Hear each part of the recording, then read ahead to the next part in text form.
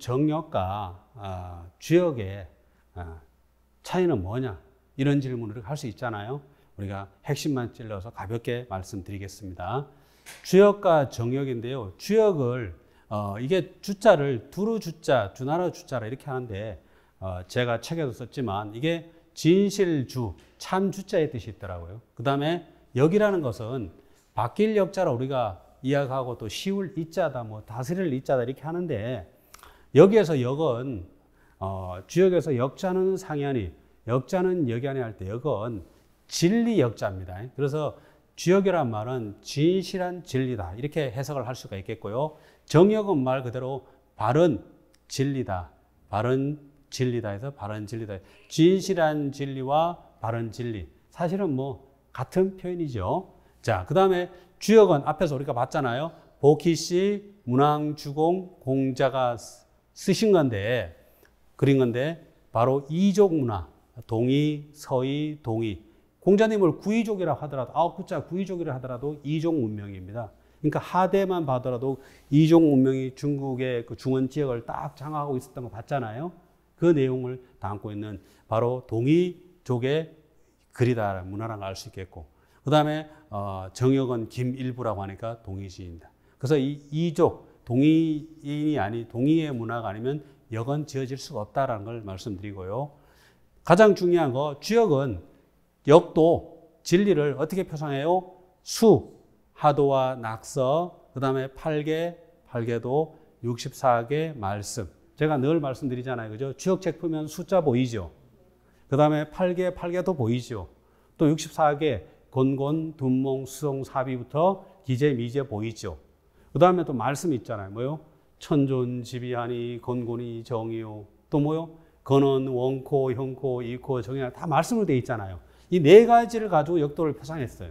근데 정역은 어떠냐? 정역은 아까 역자는 역야라 했잖아요.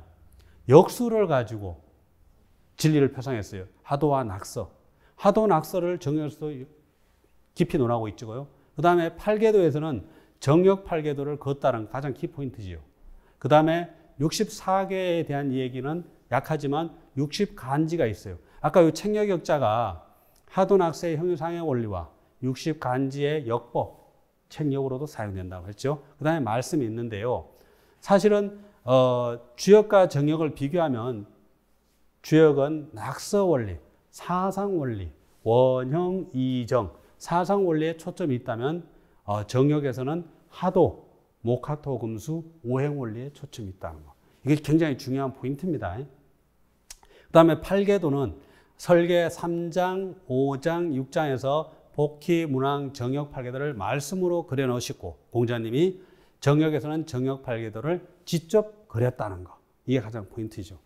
그 다음에 64개, 60간지도수도 서로 짝꿍이 돼요. 근데 64개가 정역에서는 어떻게 말씀드리고 있냐면 정역 하경이에요. 건곤, 그 다음에 비태, 손익, 하망, 기재, 미재 10개를 그냥 말씀으로 하고 있어요.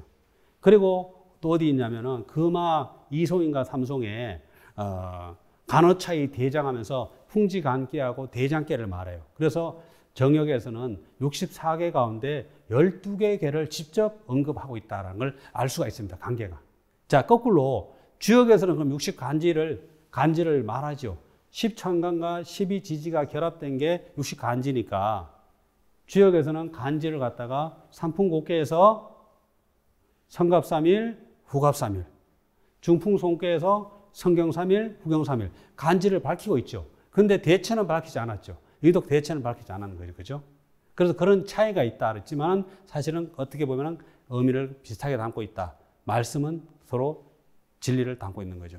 그래서 역도 표상 체계에서 봐더라도 주역과 정역은 여합부절한 하나의 진리를 드러내고 있다는 걸 생각할 수 있는 거죠. 근데 좀 더 구체적으로 정역이라는 책을 우리가 이해하기 위한 포인트는 세 가지. 첫 번째, 정역 팔계도잖아요. 아까 처음에 봤지만 정역 대역서를 쓰기 전에 56세에 대역서를 쓰기 전에 54세에 정역 팔계도를 먼저 그렸다고 했잖아요. 그걸 그림으로써 정역이 펼쳐지는 거예요. 근데 그거 어디 있어요? 예. 설계 제6장에 아까 말씀드린 대로 벌써 공자님이 말씀해 놓은 거잖아요. 두 번째, 하도낙설론. 하도낙설론을 논하지만 이거 벌써 계사상편 제9장에서 이야기하고 있죠. 그죠? 세 번째, 기수, 책력은 정력에서 375, 366일, 365와 4분도주일, 360일 네 가지의 책력을 밝히고 있죠. 정력에서. 근데 사실은 이 가운데 계사상 제9장에서 벌써 공자님이 360 정력을 밝히고 있다는 거죠. 자, 이렇게 보면 정력은 주역에 비장된 드러나지 않는 이치를 온전히 드러낸 책이다라고 볼 수 있겠죠.